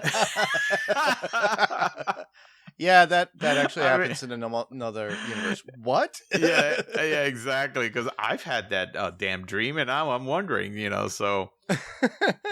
Yeah, so I thought that was interesting how they did that. Yeah, and I have to say, we were talking about like the octopus. I have to say the visual effects in this movie were insane. Oh, they were. were. They were really, great. There were some points. Okay. how can I say it? Some of the visual effects are great. The makeup effect on Doctor Strange, I'll touch upon that in our next segment, but Okay. that part was just like those visual effects were actually pretty cool, I thought. But that being said, the Wanda Maximoff being as a bad guy, where we thought that she expected her kids, we were left with the whole, hey, she knows her kids are not real, right? Yes. This is a manifestation of her mind, but yet in other universes they really exist. And I'm like, I don't know if this was a manifestation of her mind. I mean, that's like saying that everything that I think up of, or if I draw something, it actually exists in another universe. Exactly. That, right. And again, I thought that this whole thing in WandaVision, it kind of put a thing, it put a finality to the, hey, she knows that she did wrong. She knows that these kids are not real. She finally says her goodbyes, and for them to bring it back up, I wasn't a big fan of that, but I don't know what you think about that. What about saying goodbye to the kids, or about WandaVision giving us the, hey, she said goodbye to her kids, knowing that they're not real, knowing that she's never going to see them again. She finally she's at the end of the actual show, she did accept it, but the thing is, at the very end, we see her with the Darkhold. Correct. And then the Darkhold is what takes over, and that's why the reasoning for her transition into to me, it was more because it kind of cheapened WandaVision, I say, because it did. I mean, she basically, the entire show of WandaVision is her mourning the loss of her husband or the person she loved. It's the 5 stages of mourning, and and how she had to deal with envisioned her life with this man or android, and hey, possibly having a family, and all these things that I'm sure she's yearning for. She's so powerful enough to do so, but and then finally, like everybody who is mourning is finally accepting the fact that hey, this happened and you have to move on, right? But so they have her do that, but then all of a sudden, and again, I think this is the fault of Raimi not watching WandaVision, because I'm sure he would have said, hold on a minute. If she did this already, us trying to bring back her coming back to try to get her children back, it just seems like, it just makes it seem like, well, WandaVision, just who cares? And yes, the Darkhold was a factor. The factor. Yeah. But I feel like the Darkhold could have done something else, or she could have. My whole thing is, okay, so they touched on the children. They never touched on Vision. No, they I don't understand why. Because we could have easily. And he was the one. Yeah. Right. And he was the purpose and reason why she was thrown into that depression. Yeah. And you would think that she's looking for a universe where Vision actually exists as a real person. And that the family android together. part. Exactly. Yeah. So I don't understand why. I mean, maybe they didn't want to pay Paul Bettany.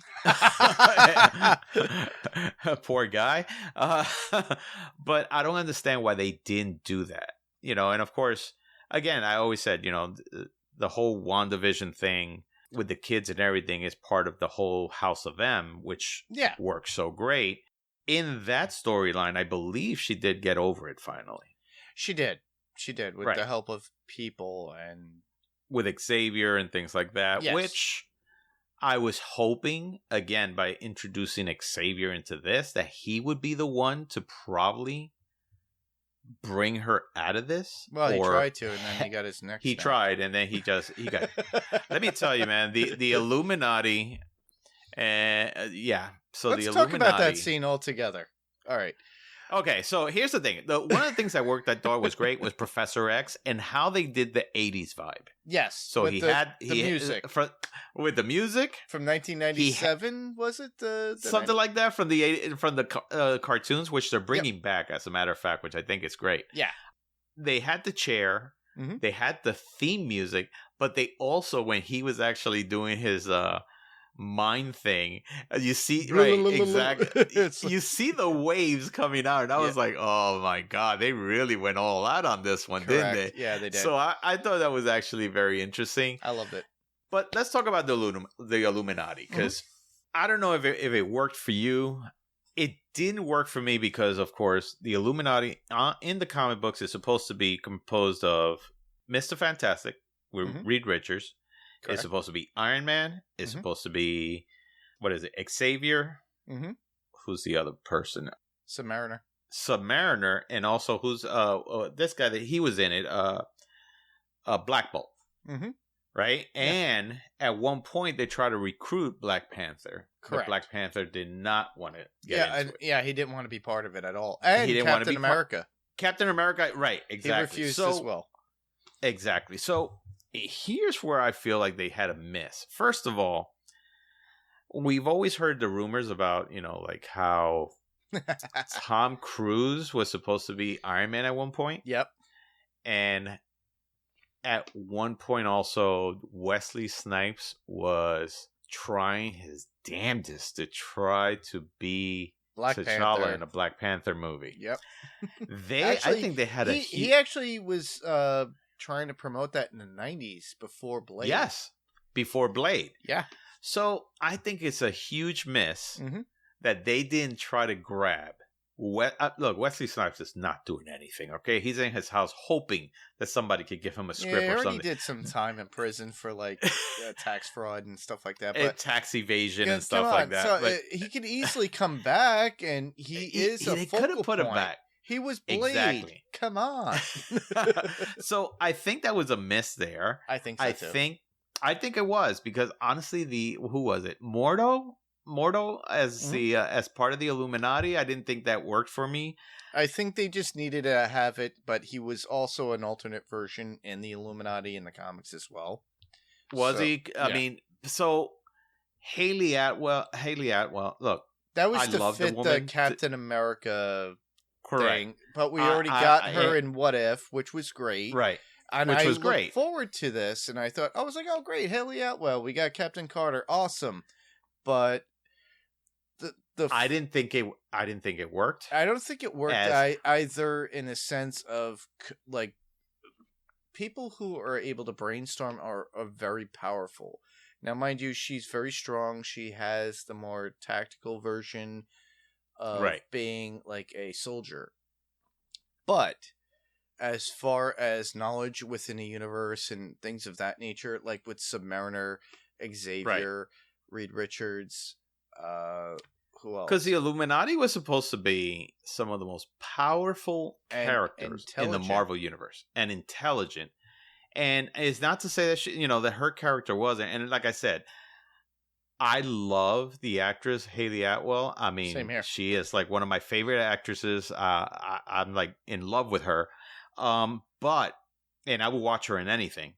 But I didn't think this worked. I think it worked in the What If cartoon, which was great. It worked great. And I think they were just giving fan service at this point. Exactly. I think they should have. What they should have just done is, and I think I heard rumors that they're going to try to give her again her own spin-off, which would be great. So she could, which would be great. I think that would have been awesome. All right, have Haley Atwell do that. But the members of the Illuminati, some of them to me didn't work, while others like Reed Richards, we all know that was fan service with but it made sense. In a sense, right, but it made sense.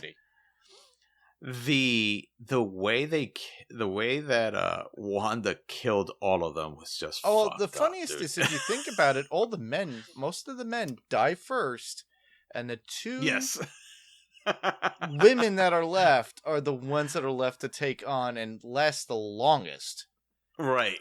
So and meanwhile, she, with a whisper to a guy's ear in the very beginning at the Carmitage, says, "Run." Literally, all she had to do was something like that. She already eliminated Black Bolt when Reed goes, well, Black Bolt could end you with a word. With what mouth? I'm going to say that was the best death ever. It was, in the sense that you didn't see that coming. That was an awesome death, But man. the I fact thought I that was like- Reed just gave her the answer how to manipulate the situation of reality. I know. And then he got shredded into like spaghetti. Oh, that was the worst. I'm like, oh my god. Like, Reed Richards got turned into spaghetti, human spaghetti. And at the very end, I he's know. got pasta sauce for brains all over himself. It's just... it was one of those scenes that I was like, I know where they were going with this. And then after you hear that the writer just didn't know what else to do, so he just kind of shoehorned that in, I was like, yeah, not very well thought of. It wasn't. But like I said, yeah. and also Barbara Rambeau at the very end being killed by a statue. Right. Out of all, yeah. And then No. Haley Atwell, I can understand. She got killed by her own shield because Wanda was just like, just take it, shoot it right to her, done. Let me tell you, man, they all died like chumps. That's all it is. I mean, we're talking about some serious superpowers here, and they all died like chumps. I was like, including Professor X too. He's trying to help out the other Wanda, Exactly. and then he's like, "Oh, snap, done." So for me, like I said, like out of all of them dying, I think like Black Bolt had the best death out of all of them. Yeah, because he was the first to go. Yeah, exactly. So, but and then why did Captain Carter, when they were introducing the Illuminati, why did she throw the shield at Doctor Strange? He was already in handcuffs. Intimidation tactics. It's usually what it is. It was just like, I was like, was there a reason for that? I mean, she's like, oh, I threw you a shield and I grabbed it. I was like, okay. Even Doctor Strange kind of looked at her and went, yeah, and? Exactly, right? Like, So so that bigger, was yours or mine. Yeah, no, exactly. So that's one of the things that really didn't work for me, was that. And like I said, and again, we'll get into what didn't work for me in this movie, was that like the Illuminati, as much as I'm sure everybody, including myself, wanted to see the Illuminati on screen. And again, I know that this is a version of a multiverse version. Hopefully the 616 universe will have the right version. But it just it still didn't work for me as well. It did seem shoehorned in. It was shoehorned in. It was kind of a throwaway scene. It was throwaway characters at this point, just to as fan service, but also to do away with it, to show that Wanda is capable of doing all these massive dirty deeds in order to do whatever she wants. Now, mind you, did I enjoy it? Yes. It was, of course. It was a guilty pleasure of like, ha ha, I loved it. But it's just like, yeah, that was kind of quick. Yeah, no, exactly. And it seemed very too much in a hurry to kill these characters. Or they made Wanda that powerful that she's like, okay, I just eliminated everybody in 3 minutes. Boom, flat. Well, it's known that she is a Nexus character, a Nexus being within this universe, or all the universes. But the thing is like I said, she would have already done a lot of this beforehand, before she even got into that situation. She would have been way ahead of them multiple times. A lot of like what a lot of people say online and talk about this, it's like, well, when she was at the Carmitage, she could easily just have said, boom, you're done, with her mind, and then done, and then take the Darkhold. No, but because of how movies are created, you need to create drama, you need to create tension, all that action involved to create the suspense, so it gets to that point where somebody has to flee and leave. We don't know about Benedict Wong. We don't know where Wong's going. We don't know where the rest of the Carmitage are, or what happens with America Chavez at that point at the Carmitage, or as well as Doctor Strange himself, and they have to eliminate and run.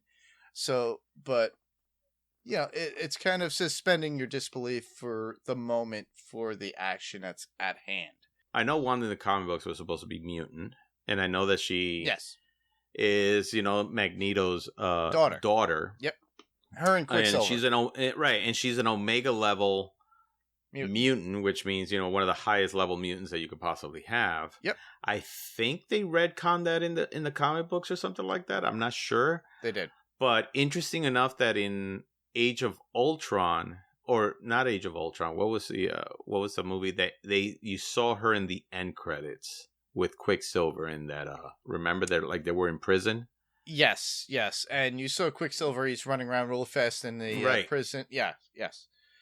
And at that time, because Disney did not have the rights to mutants, the X-Men, they called them Miracles. Correct. The Age of Miracles instead of mutants. And it's interesting how they never went back to that. No, they didn't, because they were like, well, because that's where everything was starting to negotiate. Right. At that point. Because Quicksilver should have been a mutant, right? Or correct. Whatever it is, know, so... Yeah. But they killed his ass off, so... Well, we also have a multiverse version that we saw in WandaVision that might be able to come, so we get Aaron... Maybe. Aaron Taylor Johnson is his name, I think. Yeah, and let me tell you, I think I like him better as Quicksilver, because those scenes in X-Men with him running and everything is just slows down was just actually priceless. Yeah, those are priceless. Those are the perfect ones between Days of Future Past and what was the last one that they did? Apocalypse. Apocalypse. Well, yeah, Apocalypse was... but they had that in Apocalypse, because it's like he has to go to the mansion and he goes, oh, crap, it's blowing up. Yeah. So he stops and he takes the fishbowl, puts the fish in it, grabs the girl, and they move out. And he's doing it. And he grabs the pizza. Scene in that. That's the only good scene in that movie. And let me tell you, that movie is actually on the list of movies that we're going to review one day, because we're going to just tear that thing apart. So this movie being called A Multiverse of Madness, and from what I hear, the original director really wanted to touch upon the different universes and how crazy every universe could be. Okay. In this, when America Chavez, decides to go from one universe to the other, or actually opens the portal and Doctor Strange pushes her through so Wanda can't grab her. It goes through 8 different universes, and that's the only thing that we really got. Yeah, from the multiverse. It's like from the multiverse, and I was hoping to get more as opposed to I think there was just those so little much scenes. Tech going on to give us all that stuff, because we got the animated, we get the painted world, right? We get all these other weird, strange worlds. I think there was a Disney World at one point too.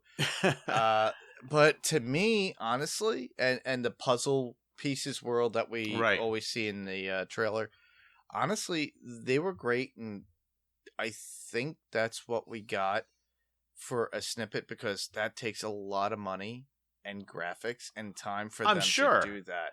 And I think that was their way of saying, okay, you got your multiverse, but we're also in this other universe, because we get him going to where the Illuminati are.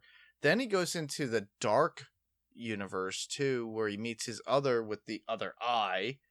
Right. And the battle of music, which is amazing, I think. The battle of what? The music. When he uses the music notes and they're using the music. Oh, that was excellent. I loved it. And I love the score on that. It's intense. It's amazing. And Danny Elfman, which was it Danny Elfman? Yeah, it was Danny Elfman, who's actually phenomenal. But yeah, no, that actually, but for me, I really, like I said, I really thought that they would spend some time in some of these universes. I don't care. I mean, just give me give me more than just. They did 3 universes basically. The original 616. The one where they met the Illuminati, and then the Dark Universe. And I really thought that they were at least, they will hop from one, have a little bit of an adventure there, and then hop to the other one because of all the craziness that's going on. We thought we were going to get that. No, we didn't. We only got 3. We were going to get that. We only got really 3. And then a mix mash of that whole scene of him with America jumping through multiple. Right, exactly. So those were the ones that I like when that actually happened. I was like, "Ooh, those look interesting. I want to know what's going on in there. I want to see more of that. Just like in What If." And unfortunately, we didn't get that. So here's a question for you: is there a difference between timelines and different timelines and different multiverses? Because in Loki, they were talking about variants in the timeline. Mm-hmm.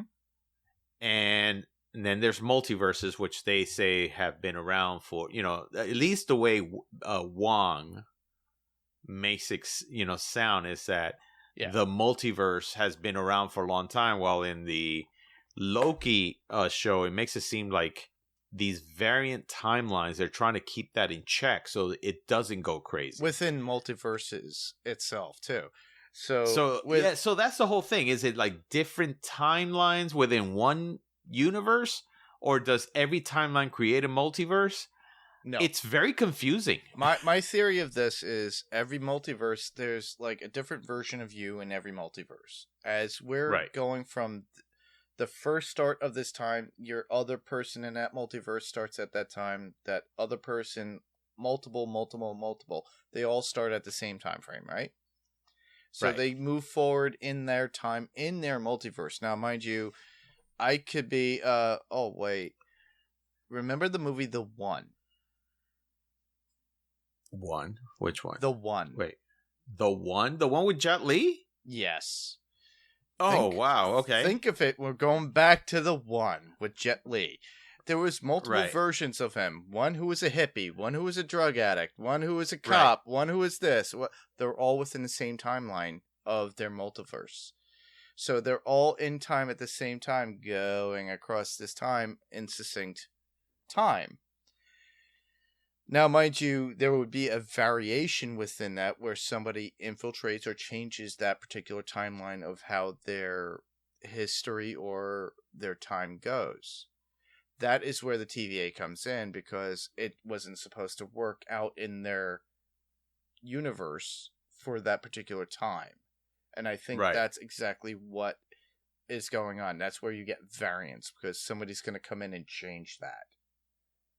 I mean, from what you're saying is that me existing in different multiverses starts at the same time, because there could be different versions of me in different eras, and that could be different, right? So doesn't mean that it has to start at the same time. So like when you look at which they always say that these are all these different universes in DC. So and DC loves to do this, where like they did I don't know, let's say the Justice League back in what is it, medieval days or something like that. Oh, okay. So that's still a Bruce Wayne and a Diana Troy and all that stuff, except that now it takes place way back in time. So so you're saying you in a Savage Land back with Kazar and stuff like that? Right. I don't know. I mean, so that's why, look, I mean, when it comes to this kind of stuff, even in science, people with big brains, it hurts their brain just thinking about it. So, wow. Because if you're saying that I'm only supposed to exist in this timeline, not necessarily, or in this era, okay, right? In this era, in different universes, then there's no chance of me saying, hey, there's in one of those universes, I was actually in I don't know, in World War II, or I was or very far into the future. That's interesting. If that were the case, then okay. If that was the case, right? So that's why all these different universes exist. So that's why when it's like, oh, so the timeline changes, is it, hey, all these universes exist, but whenever you go to each one of those universes and you do something to the timeline, now that universe splits into two. Yeah. Now you created more universes. I think of it like with the what if aspect, because we already got the Steve Rogers, let's say, right? Right. And then in the what if episode, instead of Steve Rogers, Carter actually takes the place, and it splits to that particular universe, but it's within the same timeline, and it's moving forward. Correct. So, right. And so, but that means in another universe, let's say that particular event, maybe it's happening later in the future, or maybe it's happening a lot further. Maybe it's happening in World War One, and something happens there, just the same event, but it happens where now Peggy Carter becomes, Captain America or whatever, but in maybe World War One as opposed to World War Two. It's so. I mean, let me tell you right now, my head is hurting just thinking about all these different possibilities. Thinking about this, I know that. Right, exactly. So that's why for me, like when I first saw it, I was like, okay, they're talking about the multiverse, but in Loki, they talked about different variant timelines and things like that. Is there a difference? Get skewed and stuff like that. Yeah, so are they considering it the same, or it's just different, terminology, things like that? Considering it the same and different terminologies, because for all we know, these could be alternate, not multiple universes. These could be alternate universes. No, which is still a different universe. Still a different universe, but I think as the multiverse as a consistent timeline, whereas alternate universes is completely different altogether. It could be a different time altogether. I don't know. You know what? I'm gonna hit up Neil deGrasse Tyson and see what he says. So does it have to be within the timeline of like the Big Bang and everything started, and it just keeps going on and on and on? Yeah, I'm gonna be like, Neil, set something straight for me. So yeah, what did you think of the Bruce Campbell scene? What, the pizza papa? Yes. Well, what did honestly, you think about? I loved it in a sense because I'm a Raimi fan. Obviously, right. Bruce, I met the man 5 or 6 times in my life. I had time enough to talk to him. He loves working with Sam, and he says that he goes, when I got to meet him during If Chins Could Kill tour for his book, and you're talking over 20 years ago at this point, and he was signing. I had a good 5 minutes, maybe 10 minutes to talk to him. And I said, what is it like working with Sam? I know it's great to work with your friends because I've done this, because I did sound for my friend's like NYU movie in 2000, and I was talking about that, and he goes, it's great, but you always get to rib on each other and do all this, and that's literally how it is. I've known Sam since I was in school. I've known him since it's like my brother, and he goes, anytime for him to abuse me is always the case, but I always have fun doing those things and having a good time. So when I saw that with the pizza papa, and then he goes, oh, he'll do this for, she goes, what, another couple hours? He goes, no, about 30 days. I was like, and him hitting himself and everything, I knew that was a Sam thing, and it was straight out of Evil Dead. Of him, typical Bruce, able to flip and hit himself and do all these weird things. And of course, we got that end credit scene of him going, it's over. And I knew, because I was looking forward to seeing Bruce. Yeah, I enjoyed the fact that he was in there. The silliness of it was, again, a little too over the top for me. Okay. And I hated the fact that he was the one that ended up in the last end credit. That's what we're going back to, hey, give me a hint of what's coming up, not ending the movie. Bruce Campbell saying it's over. Well, it's a Ferris Bueller ending. It's like, it worked. Him coming out of the shower. Hey, what are you doing here? Go home. Yeah, the movie's over. It worked with Deadpool. Remember Deadpool 2 where he goes, what are you guys doing here? Go home. That I thought was funny because it's like, okay, they're making fun of the MCU. Yes. And so that I thought it was great. But then just to kind of leave me wait, that's it? I thought that I was going to get something else. But yeah, I know, unfortunately, we did not. Again, one of the things that didn't work for me also was I know Sam Raimi likes to get into. Of course, he's so well known because of his the horror movies that he's done. Using practical effects has always been a big thing with Raimi, of course, with makeups and stuff like that. I thought it was interesting that the dead Doctor Strange, part of it was CG, the other part of it was practical effects, and I'm like, dude, if you're gonna do one, finish with the rest. Why did you just like say, okay, you know what? We're going to show the teeth on one side, but that chin where like the bone is protruding, it just looked not right. I was like, okay, that just doesn't look right. I don't know. That makeup effect didn't work for me at all, especially nowadays where you could do like when you see zombie movies that they do such a great job with. Yeah, you got those Nicotero effects. that does all that stuff for The Walking Dead, and yeah, I think Savini would do the same thing with any Romero film and then transition it with CG. I think they were a push for a lot of the CG effects. Sometimes it's a marriage made in hell when it comes to CG and practical effects. That's what I got out of both Savini and Nicotero when I spoke to them personally. They say the marriage has to work properly, and it has to be. And with this, they were trying to push to get this movie out.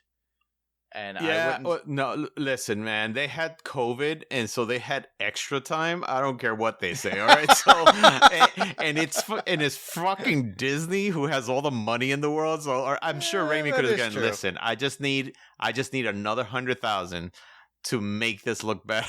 But I need the transitional period to look right on the face, a little bit right. Yeah, so that was one of my things. That was one of my my nitpicks. Was just like okay. Here's one thing I noticed, and I don't know if you noticed it. Sure, go ahead. So Wong, when he appears, he has this Justin Bieber hair. Then when they go to Kamatosh, he has a crew cut. Towards the end of the movie, the Justin Bieber hair comes back. Really? Yes, you have to see it. I gotta look out for that next time. Oh my goodness, I never really paid attention. Once you see it, like he has, like, you know how Justin Bieber, when he first got famous, he had that goofy hair, that goofy hair, like in front of his forehead. Yeah, it's like a little flip up.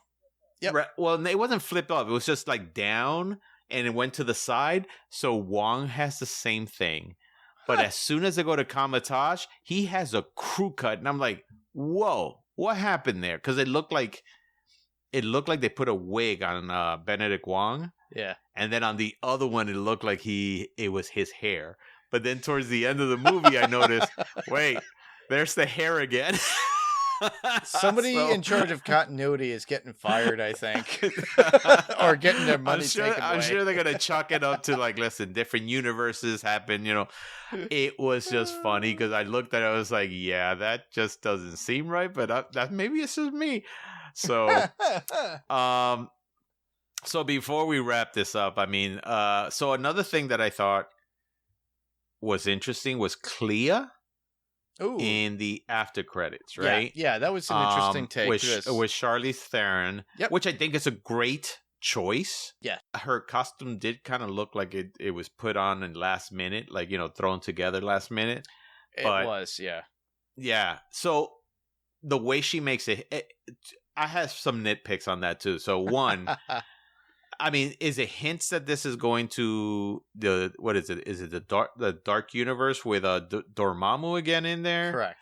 You know, it just seems like it might be that but again. There's incursions at this point. So basically, I don't think she's in league with Dormammu. I think in the fact that she's more aware because she is the niece of Dormammu. Right. And so, and in the comics, spoilers to those who don't read the comics, she was married to Strange at one point. Correct. So I think in this case, it's her way of trying to fix the past, as it were, because she could be from an alternate realm or universe. Yeah, she could be. But what's funny is that the character of Doctor Strange, he's very cynical sometimes. Yeah. She shows up and he just goes with her. Normally you would see Doctor Strange going, who the hell are you? Why are we going here? Exactly. And this and that. He's just like, sure, I'll go along. Hey, beautiful blonde woman. I think that's really what it was. It's like, I don't have Christine anymore, so I'll take you. Hold on. Oh, hey, listen, she's a sorceress. She's hot. Let's go. So that was my little nitpick there. It was like, I don't blame you. He normally questions everything. A lot of and people is very do. cynical. Right. But he just kind of saw her and said, you're coming with me? And he was just like, sure. So that was my little nitpick on that. I was like, That's oh, fine. okay, sure. Listen, Charlize Theron shows up at my door and says, we need to go right now. Now. There's a good chance that I'd probably go, you know what? There's a good chance I'm going to die today, but it's Charlize Theron. I'm going. Yeah. It's a hot blonde woman. I'm going. So, so do you think Raimi did a good horror flick? Because I know that Marvel is trying, and Kevin Feige said, we're trying to now get into the horror aspects of Marvel. Was this a good horror film? How can we compare it in the sense of horror films? Is this more like This is definitely a Raimi horror Marvel film. That's how I'll explain it. Is it as far as a Raimi film, I loved it 80%. right? As far as a Marvel film, it gave me everything I needed from a Marvel film. As far Right. as quality overall, I'm about like 70%. So I'm entertained nonetheless because I got my Raimi aspects of like a horror on a watered down version of a Raimi film. Right. And then I get a Marvel film with some sort of information regarding characters and where it's propelling us.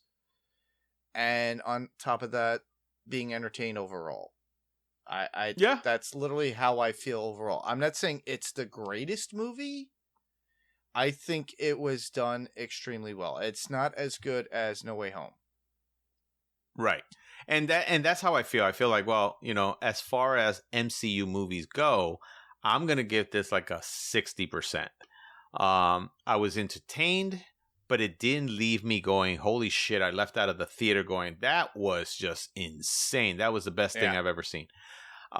It just kind of left me going, okay, this is, and hopefully just like you were saying with Dark World, and I'm the same way with Dark World, once you watch enough of the MCU movies, you could go back to Dark World and go, oh, I see now why I could appreciate this more. Exactly. And that's what I'm hoping. I'm hoping that once we know where the fuck everything is going, once we know we get to an end point, that I could go back to these movies and go, oh, now I see. And then, Kevin Feige is a genius. And then the kid that you're babysitting after watching 30 films in a row goes, why did I have to watch over 60 hours of these movies to understand it all?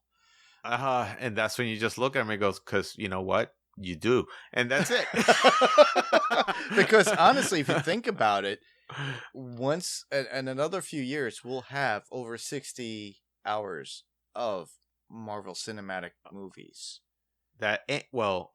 Movies. You're not including the Disney Plus stuff yet either. So, because that alone is just like that. That's alone 6 is hours weeks. each. Yeah, exactly. Each season. So, but I'm saying movies because some of them are more than 2 hours. Right. So I'm saying 60 at least hours, because you're talking 30 movies, if not more.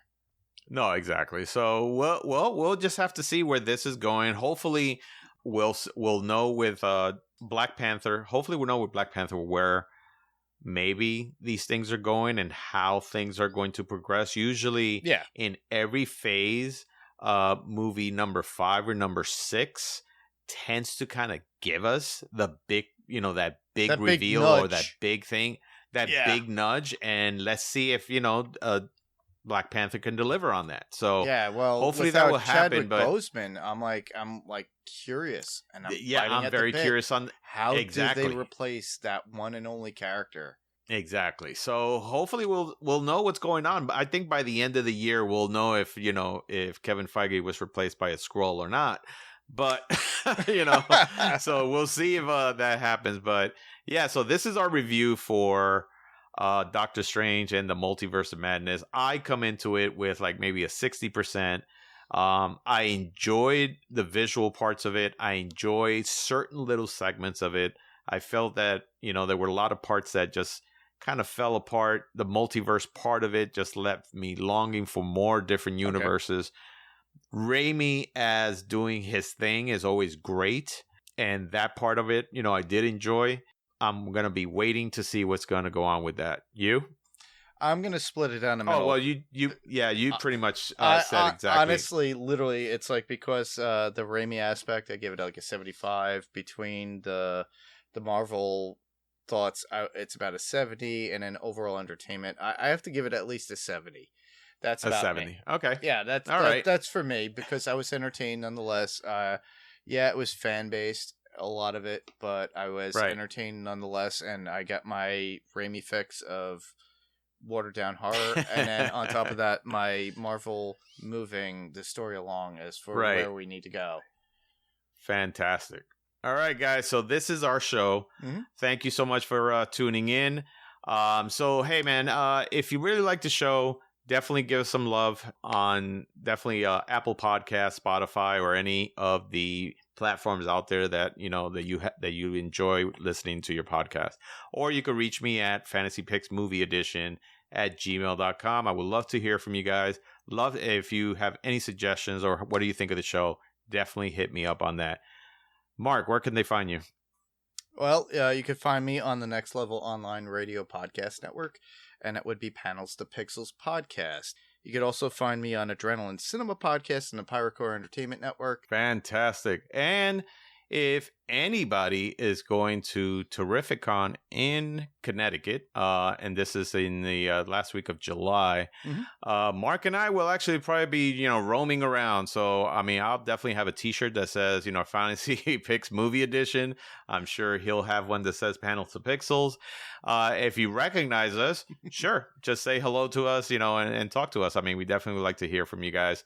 I mean, that's a long shot, but hey, who knows, right? It doesn't hurt. If you guys are out there, you do see us, say hello, and we'd love to hear you. If you can point us out to some celebrities that really want to get an interview, let us know. Sounds awesome. All right, guys. Well, thank you so much, and we will see you next time. Talk to you guys later.